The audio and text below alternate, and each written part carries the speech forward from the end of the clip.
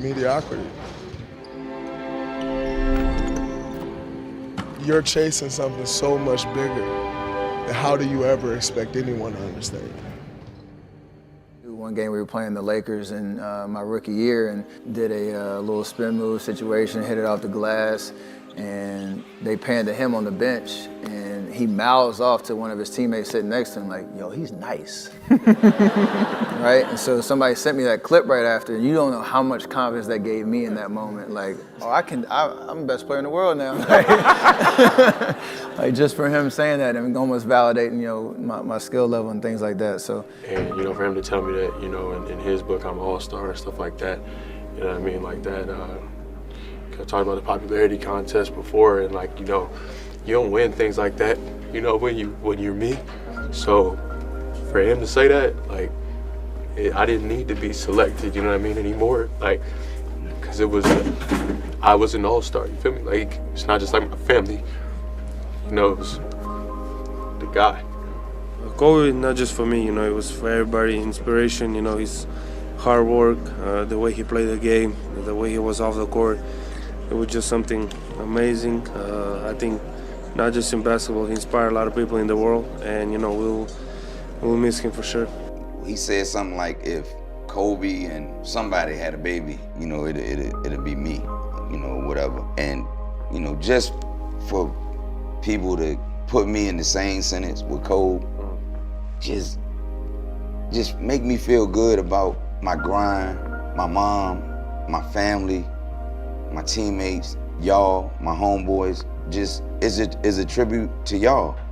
You know what I mean? For a motherfucker to put me in the same category as Kobe Bryant, like, that's so dope to me. Man, Kobe meant everything to me. Kobe was...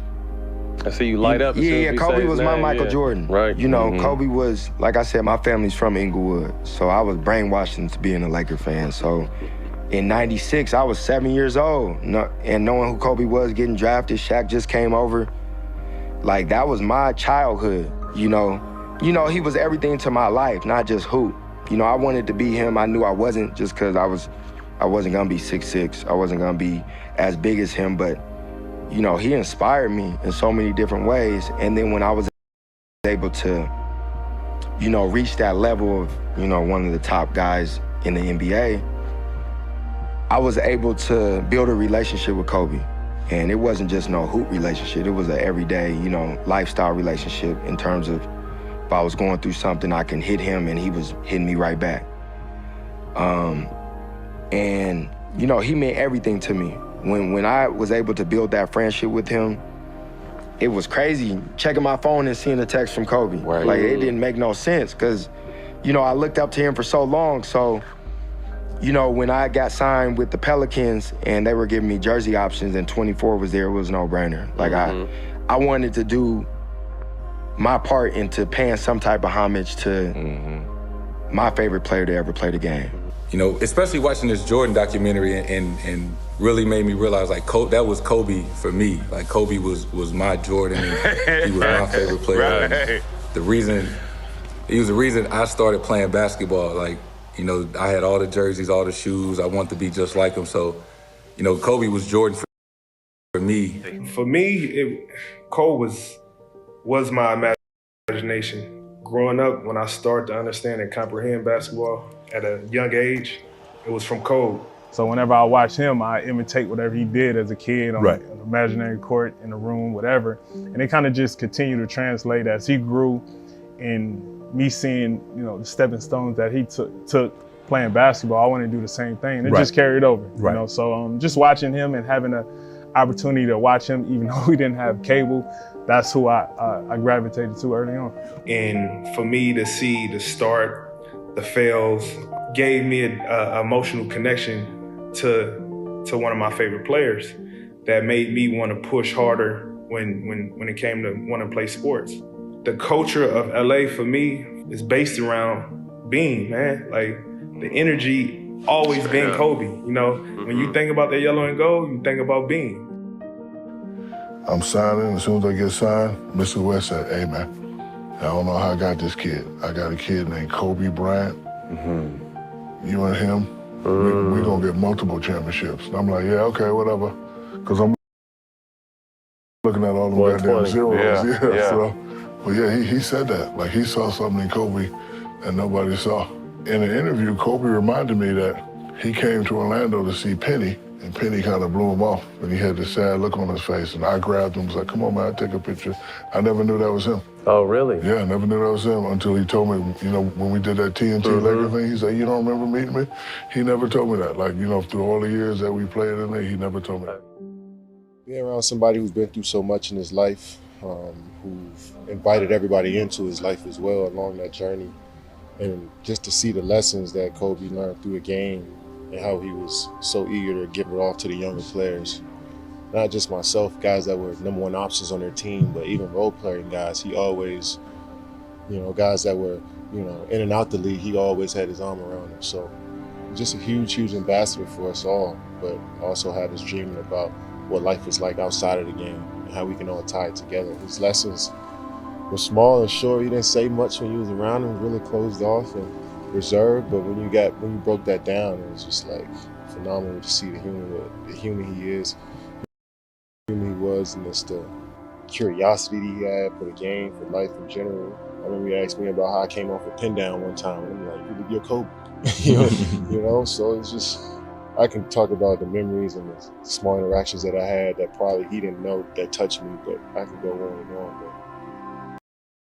I think Kobe, like, is the most skilled out of all the players as far as pure skill.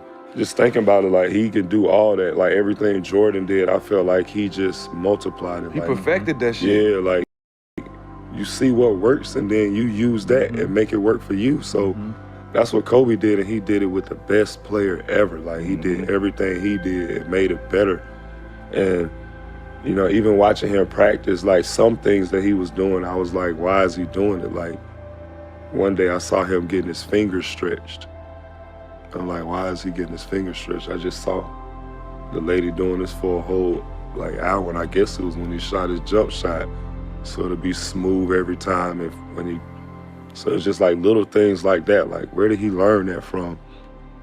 It was just crazy to see, but. Kobe was somebody that, you know, I considered one of the best one-on-one players. Like, he was the ceiling as far as one-on-one basketball. Right. I knew I had to sharpen my skills and my one-on-one skills if I wanted to compete against him. Right. You know what I'm saying? Like, he was the measuring stick. He was the bar. Right. He was the bar. When I'm a young kid looking at Kobe, I'm like, okay, he's the bar. He's who I gotta come at, you know, and make a name for myself competing against him. But for me, when I got into the league, Kobe Bryant was the bar. You know, he was the greatest player in the game to me. He was 24 years old at the time when I got in. He had 3 NBA championships already. You know what I mean? And when you want to talk about the swagger, oof. I mean, Kobe had it. But as a competitor, I knew that Kobe was the one for me that I had. If I wanted to be great, that I had to get on the level of Kobe Bryant.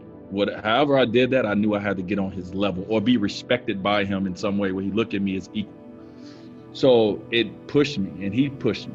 And we didn't talk a lot early on, but I feel like when we got to around 08 in the Olympics is when we got close. And it all started from training.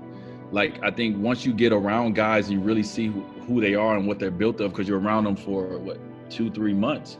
And Kobe saw that my grind was very similar to his grind, and that me and him did a lot of things where it was just me and him, and it wasn't no one else around, you know. And so he started respecting me in a way that I already had respect for him in. And then he just became like a big brother, you know, during the Olympics. You know, his knowledge of the game, even though I was a great player, Kobe had knowledge of the game that I didn't have. And so he became a person that I would go to and just, hey, what should I do on this play? Hey, you know, how should I do this? And he kind of like, you know, he came to me and said, listen, when he heard that I wasn't starting and he eased my mind, he was like, listen, when you get in the game and it's me and you on the floor, this is what I'm going to do. I'm going to pick up 94 feet. I'm going to turn these guys. And once I turn them, you do what you do. You come in, you know? And so I got so many steals and so many dunks and so much because of the unselfishness of a star in our league to tell me, hey, I'm going to do these things. And all you got to do is, you know. So we just built a relationship, and that relationship went from respect as competitors to now where I felt like he was a friend. and it eventually grew into just a brotherhood. So when I was retiring, you know, I didn't know what I wanted to do.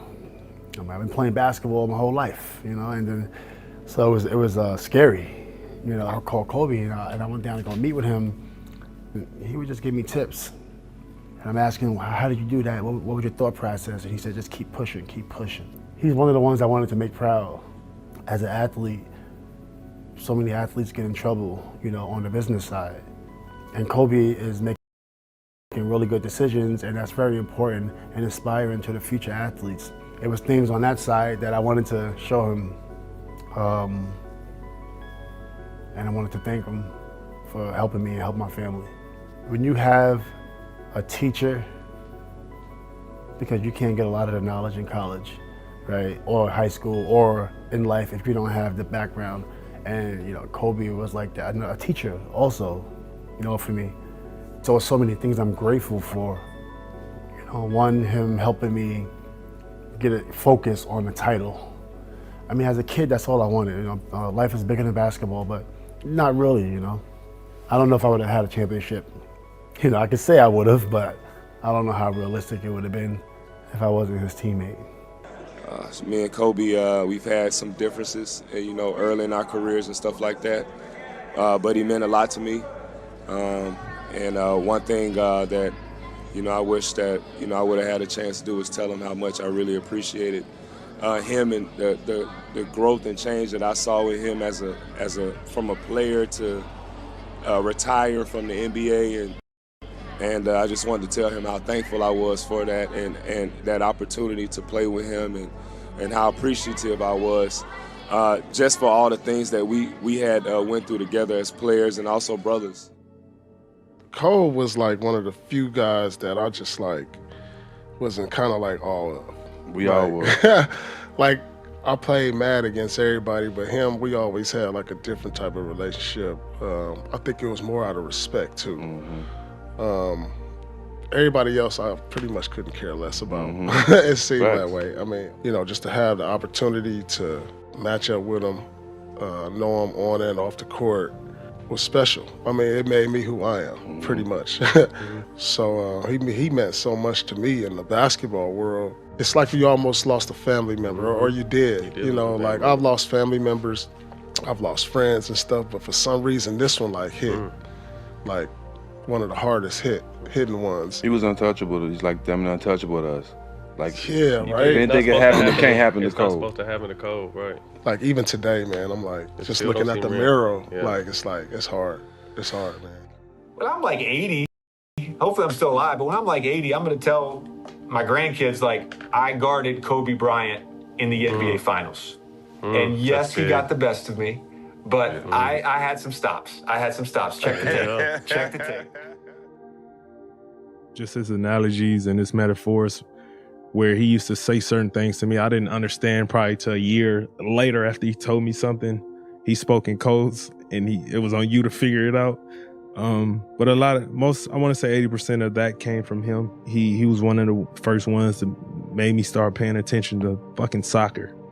Like, look how they run, how they this, how they, you know what I mean? It's like, I've never played soccer or watch. He said, just watch it. You know, over time you start to understand a lot of stuff he talked about, and you know, so from the footwork aspect, I got the majority of that from Kobe. I mean, he's influenced so many people that it's beyond basketball. Just the mentality of getting up, being great, pushing through any and everything, and wanting to be the best at what you do. That's in life in general, not just basketball, not just what you do, but anybody can say, you know, I want that Mamba mentality. I have to. There's no other choice but to be the best. You know, his last tweet, you know, being about LeBron, congratulating him and talking about moving the game forward, it's really fitting because that's all he ever did was move the game forward.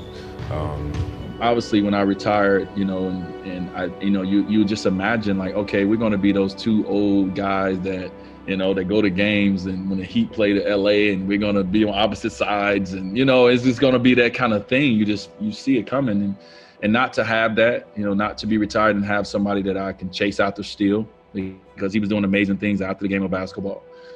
you know, you feel a little lost. I kind of lost a little bit of something in me when Kobe retired, because it was like, well, who am I chasing now? You know what I mean? Who is that big matchup for me? Because yes, it's the younger guys coming up and you want to make sure, but I felt like Kobe was the only one that was on the level that I was on as one of the top 2 guards. And even though I felt he was on a higher level than me, but I still was able to chase him. And I didn't have anybody to chase no more, so it was kind of like, okay.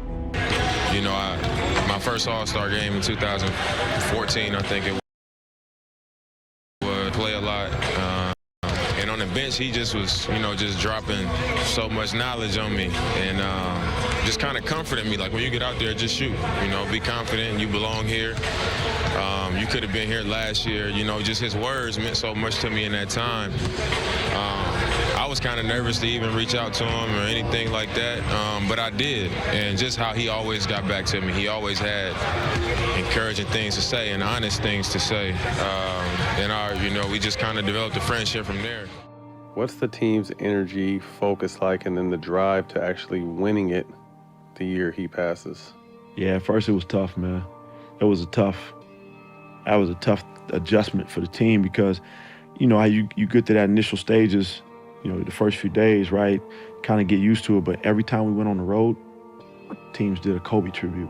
But I think once we got to the bubble, you kind of felt like everybody's motivation, and then they pulled out their mama jerseys. You saw just a different, for whatever reason, man, they played at a different sense of urgency, but you kind of felt everybody was really pulling in that direction, man, and trying to do something special.